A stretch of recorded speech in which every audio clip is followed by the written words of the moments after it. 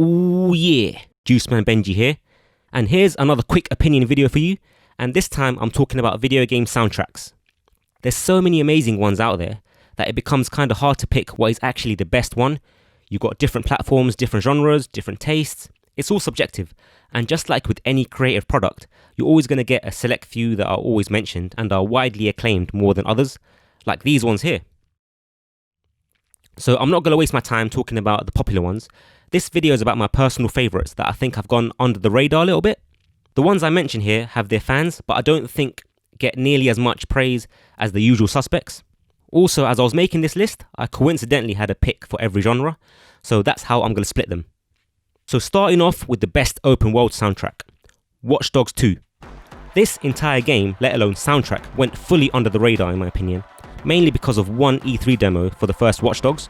So not as many people played this and heard this unique and bumping soundtrack that perfectly captured the feel of the game, with its quirky characters and hacking gameplay. Hudson Mohawk well and truly killed it with this one.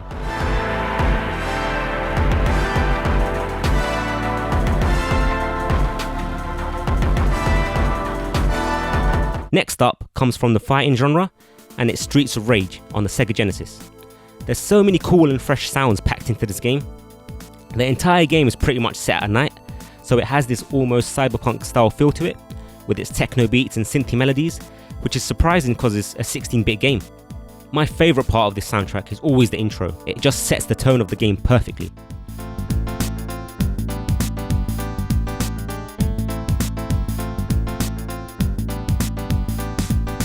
Another 16-bit game coming up on my list, and it's in the role-playing genre, Chrono Trigger. I kind of feel like this might be the most contentious of my list, but I rarely see it mentioned alongside other great soundtracks, hence why I think it's underrated.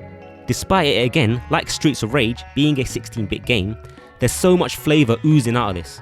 You're jumping between different characters and locations like caves and forests and castles, so it regularly switches between upbeat tones and dark tones, but the soundtrack is at its best when the game slows down and you're exploring.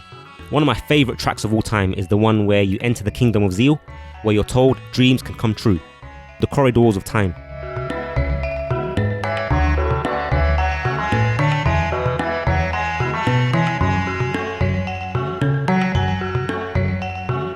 Moving away from 16-bit games now, my next one is the soundtrack to Halo 3 ODST, so the prequel to Halo 3. This is the only soundtrack on my list that I think uses more of the traditional instruments in the orchestra, and so it sounds the most cinematic. This game's soundtrack I felt had a nice mixture of lonely and tense mixed with fast-paced action, since you're stranded alone in a city that you have to explore and could also be attacked at any turn. Since it was also set in Africa, I feel like it had a nice blend of African drums in there too, or at least it sounds like it did. The fact that it sounded different to other Halo games also helped separate it as a prequel.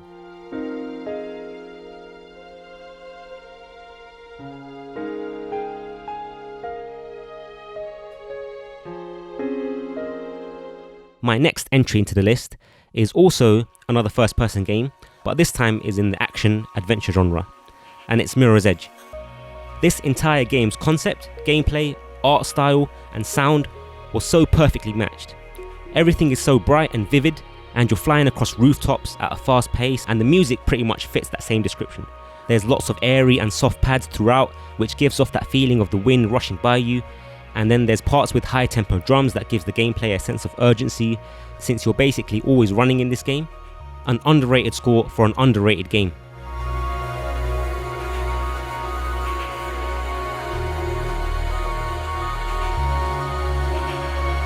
Another underrated game with an underrated soundtrack is Driveclub. The graphics still hold up today, and I think the soundtrack is just as good.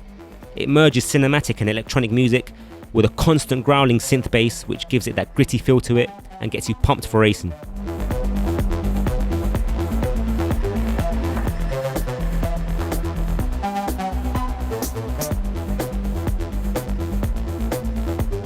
Moving on to the horror genre now, and my pick goes to Resident Evil 4, a game that took a slightly different direction to past RE games, as it had a lot more focus on action, but it still had plenty of survival horror elements in there, and one of the reasons it maintained that scary feel to it was because of the soundtrack. The music that starts whenever you run into those villages, and that damn chainsaw guy, still scars me today.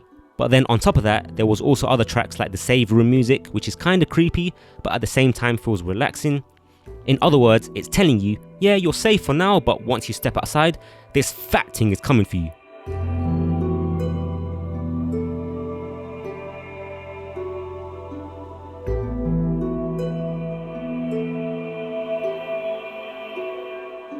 The last one on my list, and honestly my favourite of the bunch, is Abes Oddysee. One of the greatest games of all time, and has a real niche fan base that will also appreciate the soundtrack the same way I do. So throughout the game you play through many weird and wonderful locations, filled with traps and different threats, and everything had its own unique sound. Whether you're just exploring a place, or if you're possessing a slig, or when you're being chased by a scrab, each part of the gameplay has a soundtrack to it, which adds so much to the experience. You basically travel through all these places alone, so there's always a feeling of unease, and even though it's a 2D platformer, the way the levels were designed, it actually has a 3D feel to it, because the backdrops to each level are so vast and expansive, which also comes across in the soundtrack as it's crammed with atmosphere. I'd also say this soundtrack has the best use of drums. Some of it was quite ethnic, and other times it incorporated hip-hop style beats, which sounds weird to say, but when you play it and you hear it in action, it is just perfect.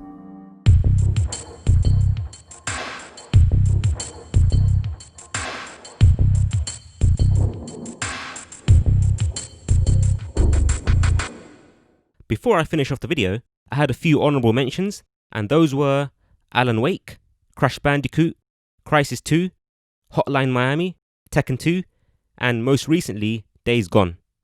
So that's my list. Did you agree with it? What other soundtracks do you think don't get enough love from the gaming community? In the meantime, I'll see you later, folks.